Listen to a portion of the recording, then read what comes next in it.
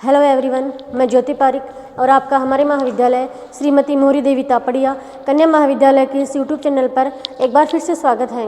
आज की वीडियो में हम हमारे जो बीए फर्स्ट ईयर का भौतिक भूगोल है उसके अंतर्गत हम हिमनद के कार्यों के बारे में पढ़ने जा रहे हैं। तो देखिए, हिमनद के द्वारा भी दो प्रकार से कार्य किए जाते हैं। एक होते हैं अपरदनात्मक कार्य, एक होते हैं निक्षेपणात्मक कार्य।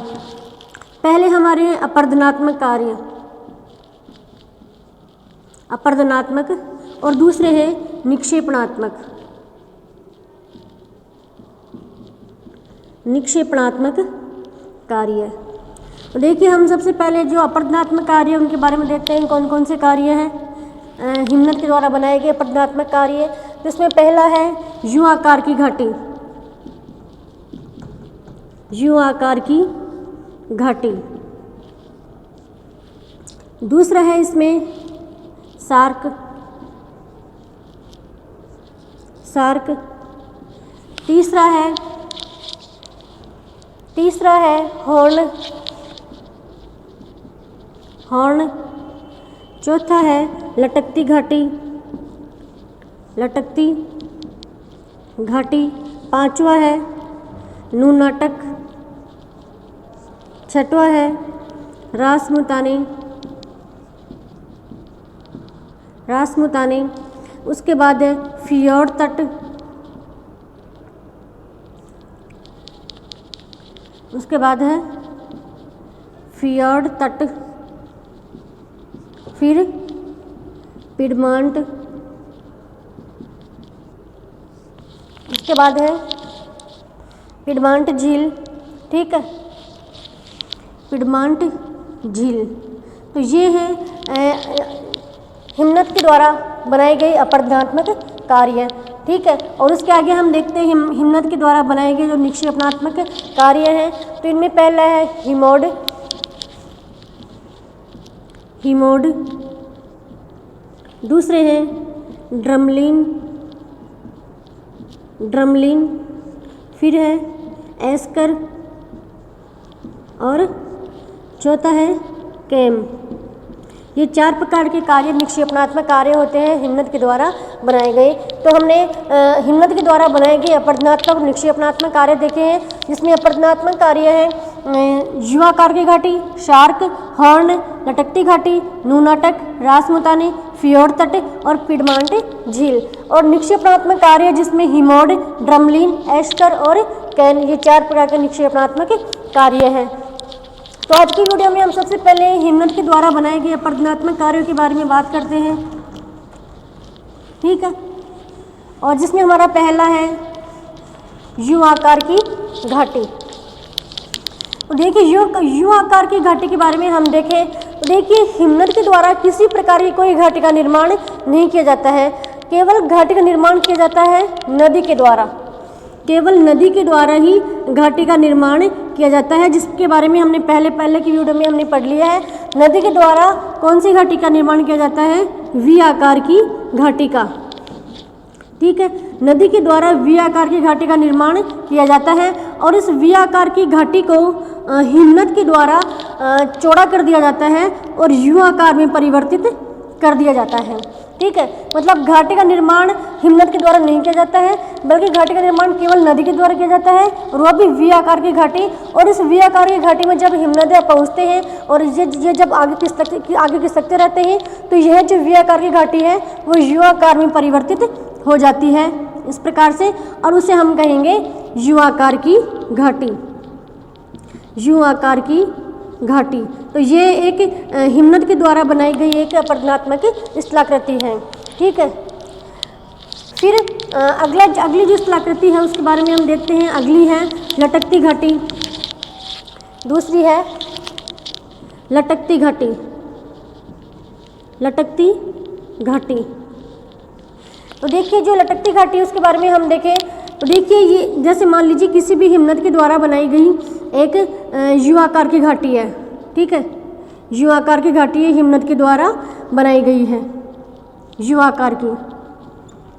ठीक है, और इस घाटी के ऊपर, इसी घाटी के ऊपर एक किसी छोटी नदी के द्वारा एक छोटी यू आकार की घाटी का निर्माण कर दिया जाता है, तो उसे हम कहते हैं लटकती घाटी। और लटकती घाटी क्यों कहते हैं? क्योंकि यह जो घाटी है वो मुख्य घाटी के ऊपर एक लटकती सी हुई प्रतीत होती है। मुख्य घाटी के ऊपर यह जो लटकती घाटी है एक जो ये इसका तल है, मतलब ये हिमनद का तल है और ये इसका ऊपरी भाग है।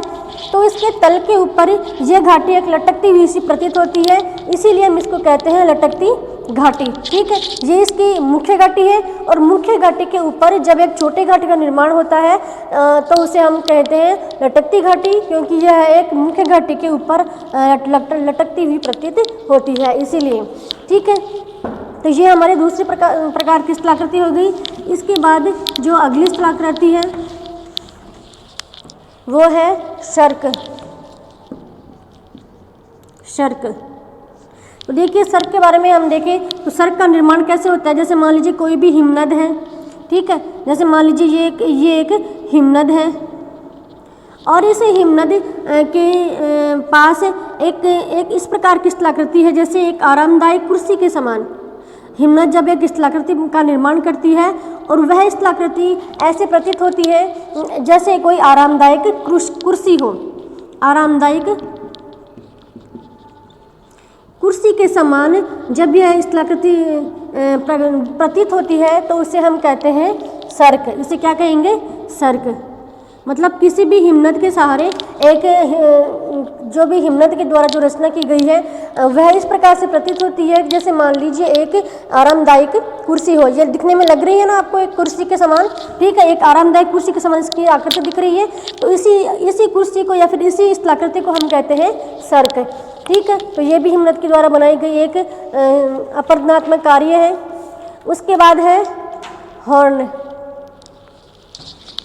उसके बाद अगली स्थलाकृति है हॉर्न। तो देखिए हॉर्न में क्या होता है, अभी हमने पढ़ा है सर्क। तो सर्क में हमने पढ़ा है कि किसी भी हिमनद के सहारे एक सर्क का निर्माण होता है और सर्क को हमें लगता है एक आरामदायक कुर्सी के समान। ठीक है, और जब किसी भी हिमनद के दोनों ओर जब सर्क का निर्माण हो जाता है, ठीक है, मतलब बीच में ये हिमनद है और इधर भी सर्क का निर्माण हुआ है, ठीक है, और इधर भी सर्क का निर्माण हुआ है, तो क्या हुआ कि जब ये दोनों सर्क हैं आपस में इधर खिसकते रहते हैं, ये इधर खिसकता है और ये इधर खिसकता जाता है, तो बीच का जो हिमनद है वो एक खड़ा मतलब एक स्तंभ के रूप में प्रतीत होने लगता है। मतलब जो बड़ा हिमनद है उसका कटाव होते होते मतलब एक बड़े हिमनद के जब दोनों ओर सर्क का निर्माण हो गया और वो सर्क उस हिमनद का लगातार कटाव कर रहे हैं, तो इसके लगातार कटाव से जो बीच का जो हिमनद है वो एक स्तंभ के रूप में बच जाता है। ठीक है, तो उसे हम कहते हैं हॉर्न। ठीक है, स्तंभ या फिर एक पिरामिड के समान उसकी जो आकृति बन जाती है, आप लग रहा नहीं पिरामिड के समान जब उसकी आकृति बच जाती है तो उसे हम कहेंगे हॉर्न। ये क्या? हॉर्न। आ गया समझ में? जैसे मान लीजिए किसी एक बड़े जो हिमखंड है उस हिमखंड के दोनों ओर जब सर्क का निर्माण होता है और वो दोनों सर्क आपस में अपघर्षण करते हुए उस हिमनद का कटाव करते हैं और वह लास्ट में वह जो बीच का जो बड़ा हिमनद है वह एक बीच में केवल एक पिरामिड के रूप में बच जाता है या फिर पिरामिड के रूप में हमें जब ये दिखाई देता है तो इसे हम कहते हैं हॉर्न। ठीक है, तो ये भी एक हिमनद के द्वारा बनाई गई स्थलाकृति है। उसके बाद हम देखते हैं अगली जो आकृति है वो है नूनाटक।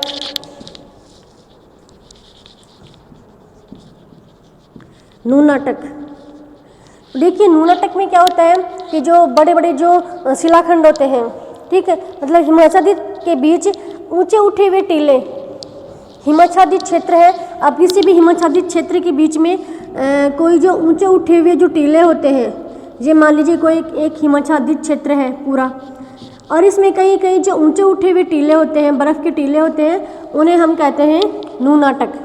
ठीक है, जो टीले होते हैं और जो चारों ओर से बर्फ़ से घिरे हुए होते हैं, इन टीलों को हम कहेंगे नूनाटक।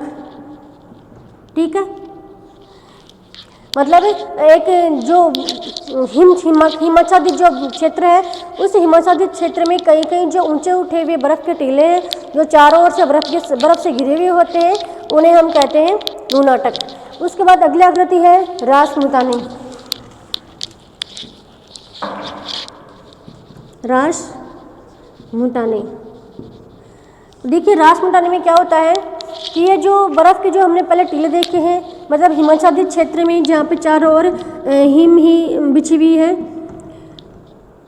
हिमाच्छादित क्षेत्र में क्या है कि ये जो चारों ओर जब बर्फ़ जमी हुई है या फिर बर्फ़ चारों ओर बिखरी हुई है, तो उसमें जो कई की जो स्थलाकृतियाँ हैं या फिर कई की जो टीले हैं, बर्फ़ की जो टीले हैं, वो हमें इस प्रकार से दिखाई देते हैं जैसे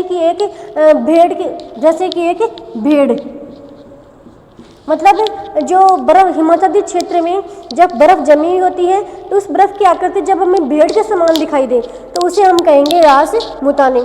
ठीक है, तो ये भी एक स्थलाकृति है हिमानी के द्वारा बनाई गई। तो आज की वीडियो में हमने हिमानी के द्वारा बनाए गए जो अपवर्तनात्मक कार्य है उनके बारे में हमने पढ़ लिया है, और नेक्स्ट वीडियो में हम हिमानी के द्वारा बनाए गए जो निक्षेपणात्मक कार्य है उनके बारे में हम पढ़ेंगे। तब तक के लिए धन्यवाद।